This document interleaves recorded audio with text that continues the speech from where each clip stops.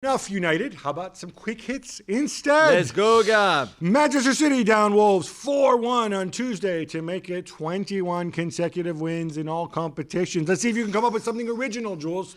Original, like Riyad Mahrez was really good, and they conceded again, but yet they still found the resources to score 3 goals in the last 15 minutes or 20 minutes. It was looking dicey at 1-1. At some point, it was, and they were maybe more in control than they should have been, because I think they could have scored. Rupert Tricio had a really good game for Wolves as well, but hey, they keep going. It's still incredible, really. 21 wins in a row, 28 games without defeat now. They're just unstoppable. And that stinky start to the season, and COVID. And all of that. All right, let's see where they stop and who stops them.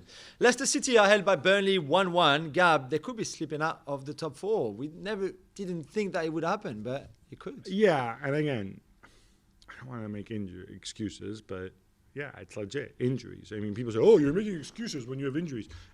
No, because if my better players, i.e. Maddison and Barnes, aren't there and they're replaced by guys who aren't as good or don't actually play that position, then I will perform worse. So it is legitimate to go and bring this up.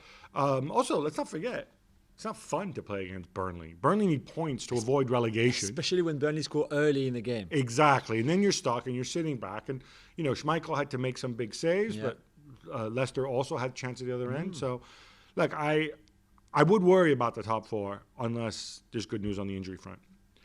Milan are held 1-1 by Udinese, which means Inter can go 6 clear if they beat Parma on Thursday night. Jules, this is pretty ugly and needed a bizarro legitimate, bizarro last-minute penalty. Yeah, it was bad from Milan. And we said, didn't we, on Monday that there was a few worries there about their form, about the way they were playing, Ibra not being there. There's a few players injured now as well. And that wasn't good. I mean, the first half especially was something else, I thought. Yeah. And Rafael Leao, how much I love him and I want him to do well, and he's still really young, but he's clearly not ready yet to start in this team and be the leader and carry this team like others would do.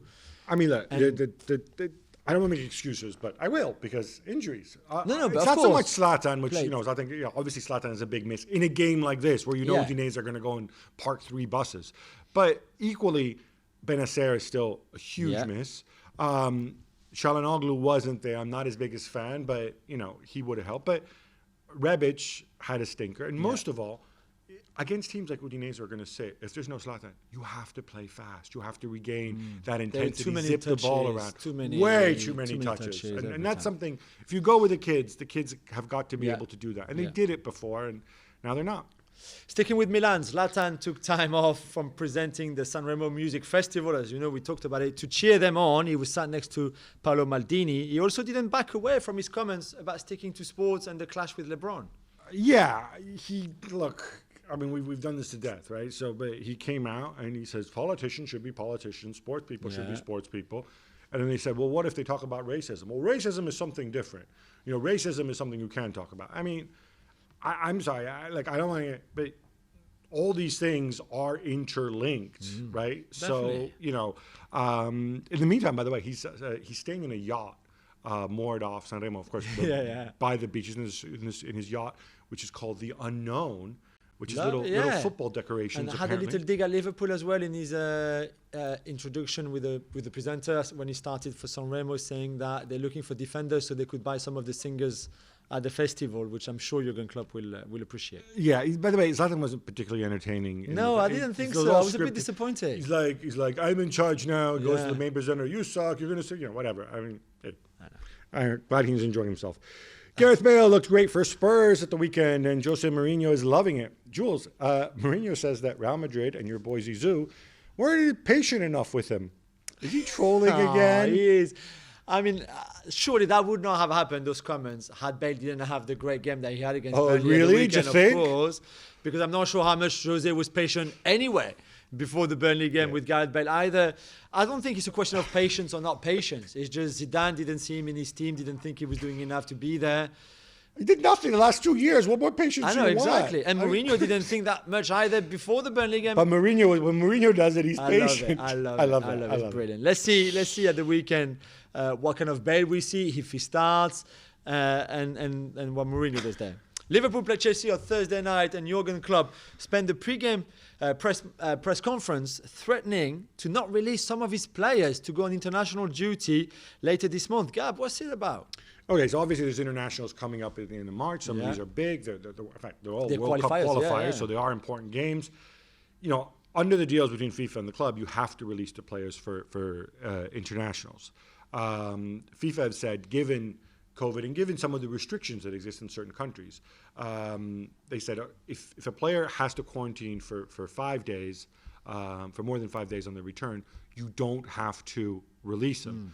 The reason this is an issue is the United Kingdom has a red list. South America, South Africa, and Portugal are all countries where if you go there and you come back, you have to then quarantine for 10 days. And this would mean that they would miss the first leg of the Champions League quarterfinals, assuming Liverpool get through. I think this issue is going to go away. I don't think they're going to come to head-to-head.